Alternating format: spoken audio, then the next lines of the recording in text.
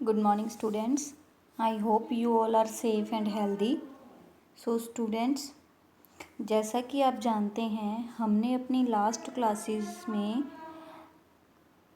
Ratios के बारे में थोड़ा सा डिस्कस किया था। उसके अंदर हमने करंट रेशो कैसे कैलकुलेट किया जाता है, क्विक रेशो कैसे कैलकुलेट किया जाता है, इनके फार्मूलाज के बारे में थोड़ा सा रीड किया था और सिंपल क्वेश्चंस किए थे, राइट। उसी टॉपिक की आगे हम प्रैक्टिस क्वेश्चंस करने वाले हैं स्टूडेंट्स। इस टॉपिक में कई टाइप्स के क्वेश्चंस आते हैं, तो वो जो डिफरेंट टाइप्स के वन टाइप के क्वेश्चंस हम कर चुके हैं, तो today we are going to discuss the next type of questions. Okay students, so first of all we are going students सबसे पहले डिस्कस करते हैं क्वेश्चन नंबर 5 से। उसके अंदर बच्चे हमें क्या कुछ फाइंड आउट करने को कहा गया है। हमें करंट रेशो फाइंड आउट करने के लिए कहा गया और हमें पता है करंट रेशो का फार्मूला क्या है, current assets upon current liabilities. तो इसके लिए हमें करंट एसेट्स चाहिए और करंट लाइबिलिटीज़ चाहिए। हाउएवर क्वेश्चन के अंदर हमें कहीं भी नहीं गिवन, इट मीन्स मुझे वो फाइंड आउट करनी पड़ेंगी। अगर मैं क्वेश्चंस को ध्यान से देखूं, मुझे लॉन्ग टर्म डेट्स गिवन है, टोटल लाइबिलिटीज़ गिवन है, मीन्स लाइबिलिटीज़ से रिलेटेड मुझे इन्फॉर्मेशन गिवन है, एसेट से रिलेटेड कुछ नहीं गिवन। और प्लस मुझे क्या कहा गया है, वर्किंग कैपिटल दी गई है जिसका फॉर्मूला ये है। इसका मतलब क्या हुआ, मेरे पास ये भी है, अगर ये फाइंड आउट कर लूँ तो मेरे पास करंट एसेट्स भी आ जाएंगी। तो कुल मिला के हमने करना क्या है, हमने करंट लाइबिलिटीज़ फाइंड आउट करनी है, मेन बात जो है। उसके बाद जो मेन पॉइंट आता है वो ये है, total liabilities other than share holders fund.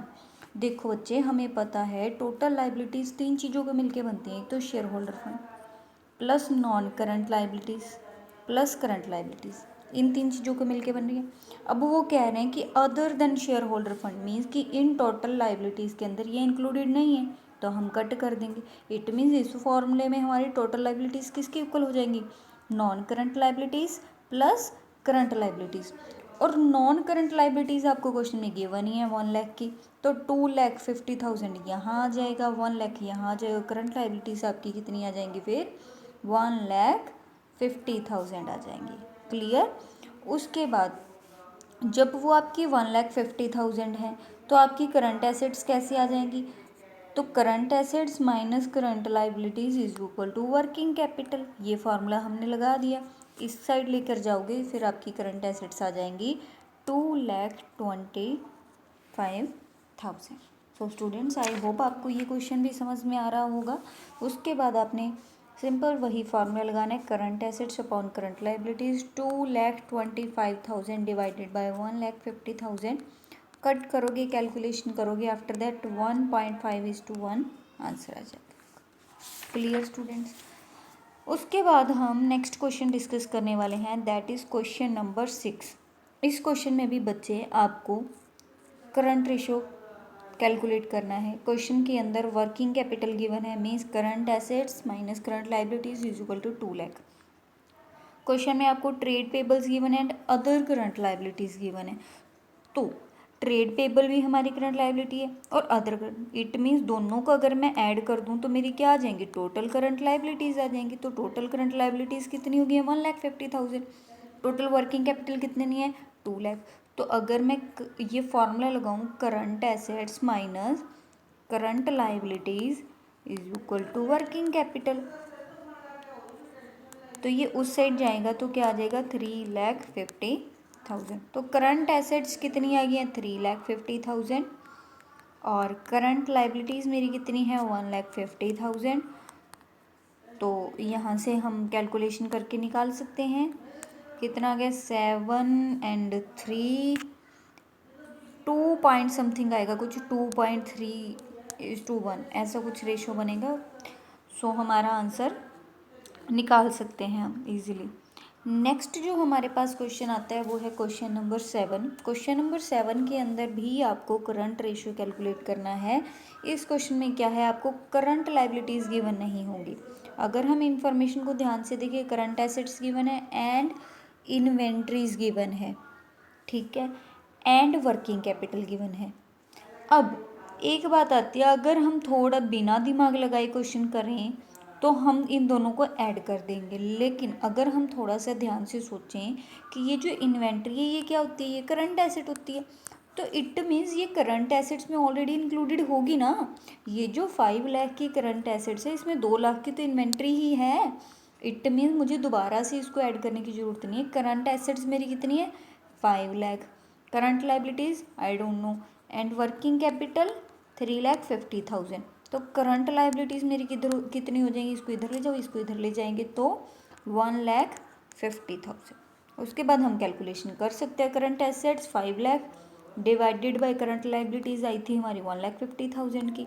उसके बाद अगर हम कैलकुलेशन करें तो हमारा आंसर 3.33:1 आ जाएगा। ओके स्टूडेंट्स, उसके बाद हम नेक्स्ट क्वेश्चन देखते हैं, क्वेश्चन नंबर 8। क्वेश्चन नंबर 8 के अंदर क्या कह रहे हैं, calculate current ratio, total assets, fixed assets and capital employed are given. ठीक है, हमें ये इन्फॉर्मेशन गिवन है, करंट रेशो ने कैलकुलेट करना है ऑल एंड ऑल। क्वेश्चन के अंदर हमें टोटल एसेट्स दे रखी हैं, ठीक है, फिक्स्ड एसेट्स दे रखी हैं, कैपिटल एम्प्लॉयड दे रखी है। हमें एक बात पता है कि टोटल एसेट्स होती क्या है, total assets is equal to non current assets plus current assets. और क्वेश्चन के अंदर आपको टोटल एसेट्स गिवन है 2 लाख की, फिक्स्ड एसेट्स आपको गिवन है 1 लाख की। करंट एसेट्स इजीली निकल आएंगी ना, करंट एसेट्स हमारी कितनी आई है, 1 लाख की। उसके बाद क्वेश्चन के अंदर हमें कैपिटल एम्प्लॉयड गिवन है, ठीक है, मैं यहाँ पर लिख लेती हूँ सो दैट हम भूल ना जाए। करंट एसेट्स हमारी आ गई थी 1 लाख की। हमें पता है कैपिटल एम्प्लॉयड का फार्मूला क्या होता है, टोटल कैपिटल एम्प्लॉयड का फार्मूला होता है टोटल एसेट्स माइनस लाइबिलिटीज, ठीक है।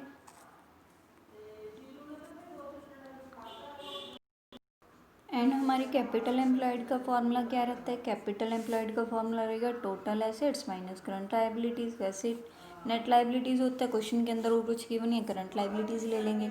ये हो गया हमारा 1,50,000 एंड टोटल एसेट्स थी मेरे पास 2 लाख की एंड करंट लाइबिलिटीज। कैलकुलेशन करोगे तो करंट लाइबिलिटीज़ मेरी कितनी आ जाएगी, 2 lakh minus 1,50,000 is equal to 50,000। तो जब हमने कैलकुलेट किया था करंट एसेट्स हमारी आई थी 1 लाख की एंड करंट लाइबिलिटीज़ आ गए हैं 50,000 की, तो आंसर कितना आ गया, 2:1। उसके बाद मूव फॉरवर्ड करते हैं नेक्स्ट क्वेश्चन की तरफ, दैट इज़ क्वेश्चन नंबर 9। तो ये क्वेश्चन थोड़ा सा न्यू टाइप का आ गया है। डे बिफोर येस्टरडे हमने फर्स्ट टाइप के क्वेश्चंस किए थे, आफ्टर दैट हमने 5 से लेकर 8 तक सेकंड टाइप के क्वेश्चंस किए। नाउ थर्ड टाइप इज़, आपको क्वेश्चन के अंदर रेशियो गिवन है, आपको करंट एसेट्स गिवन है, करंट लाइबिलिटीज़ निकालनी है। बहुत ही सिंपल टॉपिक है ये। करंट रेशियो मुझे पता है कितना होगा, current assets upon current liabilities. तो हम इस रेशो को ऐसे लिख भी सकते हैं, 1.5 डिवाइडेड बाई 1 लिख सकते हैं। करंट एसेट्स कितनी गिवन है मुझे क्वेश्चन के अंदर, 1,50,000। करंट लाइबिलिटीज़ मुझे फाइंड आउट करनी है, अगर मैं इनकी क्रॉस मल्टीप्लिकेशन करवा दूँ तो मेरा आंसर आ जाएगा। तो करंट लाइबिलिटीज़ कितनी आ जाएंगी, 1 लाख की आ जाएंगी। Clear students. नेक्स्ट टाइप का जो हम क्वेश्चन देखने वाले हैं दैट इज़, हमने कोई पेमेंट कर दी, उससे हमारी करंट एसेट्स और करंट लाइबिलिटीज़ के ऊपर फ़र्क पड़ेगा फॉर श्योर। तो उसके बेसिस पे उस टाइप का ये जो न्यू टाइप का क्वेश्चन है, फोर्थ टाइप का क्वेश्चन है, और ये काफ़ी इंपॉर्टेंट टाइप का क्वेश्चन है, ध्यान से समझने वाला क्वेश्चन है, तो ध्यान से ही सुनना है इसको। ओके स्टूडेंट्स, सो क्वेश्चन को देखते हैं। क्वेश्चन में क्या कह रहे हैं बच्चे, आपको करंट लाइबिलिटीज़ गिवन है 1 लाख की एंड करंट रेशो गिवन है 2:1। तो वही फार्मूला लगा के करंट रेशो का फार्मूला लगाया मैंने, करंट एसेट्स लिख ली, करंट लाइबिलिटीज़ मुझे 1 लाख की गिवन थी, तो यहाँ से मेरी करंट लाइबिलिटीज़ कितनी आ गई, 2 लाख। तो मैं इजीली कह सकती हूँ ना, करंट लाइबिलिटीज़ कितनी हो गई, 2 lakh and current assets 2 lakh की एंड करंट लाइबिलिटीज़ मेरी 1 लाख की हैं। आफ्टर दैट क्वेश्चन के अंदर वो कह रहे हैं, आफ्टर दिस इट पे 20,000 टू क्रेडिटर्स। हमारे जो क्रेडिटर्स थे हमने उनको पेमेंट कर दी, और हमने उनको पेमेंट कर दी 20,000 रुपीज़ की। जब बच्चे हमने 20,000 रुपीज़ पे कर दिए अपने क्रेडिटर्स को, क्रेडिटर हमारी लाइबिलिटी है, करंट लाइबिलिटी है, जब हमने क्रेडिटर को पे आउट ही कर दिया तो हमारी करंट लाइबिलिटी रिड्यूस हो जाएगी। अब हमें उतने रुपीज़ कम देने पड़ेंगे ना। तो जो मेरी करंट लाइबिलिटी थी 1 लाख की थी, अब वो 20,000 से कम हो जाएगी ना आफ्टर पेमेंट। क्यों? क्योंकि हमने पैसा पे कर दिया, अब हमें उस क्रेडिटर को पैसे देने की ज़रूरत है नहीं है फ्यूचर में। तो मेरी करंट लाइबिलिटीज़ अब 80,000 रह गई हैं। उसके बाद एक और इफेक्ट पड़ेगा इसका, अगर मैंने पेमेंट की है, क्रेडिटर्स रिड्यूस हुए हैं, तो पेमेंट किए तो पैसा भी तो गया होगा। पैसा गया मीन्स कैश गया, कैश हमारी करंट एसेट होती है। इट मीन्स पेमेंट करने की वजह से मेरी करंट एसेट्स भी रिड्यूस हो गई है। जो पहले 2 लाख की थी, अब उसमें से 20,000 की मैंने पेमेंट कर दी, तो कितने बच गए? 1,80,000। एंड क्वेश्चन में यही कहा गया कि करंट रेशो फाइंड आउट करो जब पेमेंट हो चुकी थी। तो पेमेंट होने के बाद मेरी करंट एसेट्स बन गई थी 1,80,000 की, करंट लाइबिलिटीज़ बन गई थी मेरी 80,000 की। तो उसके बेसिस पे मुझे करंट रेशो कैलकुलेट करना है, तो मैं लिख सकती हूँ 1,80,000 डिवाइडेड बाय 80,000। तो हमारा आंसर आ जाएगा 2.25:1 answer. Clear students? After that हम नेक्स्ट क्वेश्चन देखते हैं, क्वेश्चन नंबर 11। क्वेश्चन नंबर 11 के अंदर बच्चे आपको क्या कह रहे हैं, न्यू टाइप का क्वेश्चन आ गया बच्चे। ये भी आपको काफ़ी इंपॉर्टेंट टाइप का क्वेश्चन है, ध्यान से करना है इसको। करंट रेशो आपको क्वेश्चन में गिवन है 3:1 और वर्किंग कैपिटल गिवन है, और कुछ भी नहीं गिवन, और आपको कह दिया कि current assets and current liabilities find out करो। अब हम क्या करेंगे? अब हमें थोड़ा सा दिमाग लगाना है कि करंट वर्किंग कैपिटल का फॉर्मूला क्या है। वर्किंग कैपिटल का फॉर्मूला ये है, मैं कह सकती हूँ मेरी इक्वेशन 1 रेडी होगी ना। उसके बाद मुझे करंट रेशो गिवन है, करंट रेशो का फॉर्मूला क्या है? Current assets upon current liabilities, it means 3:1। हो गया नहीं? अब अगर मैं इसको लेट कर लूँ, चलो तुम लेट भी ना करो, हम सिंपल चलते हैं। Current assets minus current liabilities is equal to working capital है, right. Current assets divided by current liabilities is equal to current ratio है, जो कि 3:1 है। यही बात है। इट मीन मेरे पास करंट एसेट्स 3 हैं, करंट लाइबिलिटीज 1 है। यही कह रहा है ना ये रेशो। तो करंट एसेट्स अगर मेरी 3 हो, करंट लाइबिलिटीज अगर मेरी 1 हो, तो मेरी वर्किंग कैपिटल क्या बन जाएगी? 2 बन जाएगी ना। अगर रेशोज़ के हिसाब से देखूं तो मैं कह सकती हूँ ना कि if working capital is 2 then current assets are 3। If working capital is 30,000 तो मैं आंसर निकाल सकती हूँ ना। लिख के देखते हैं इसको। If working capital is 2 then current assets are 3। If it is 1 then it is 3/2, and if working capital is 30,000 तो हमारी करंट एसेट्स कितनी हो जाएंगी? 45,000।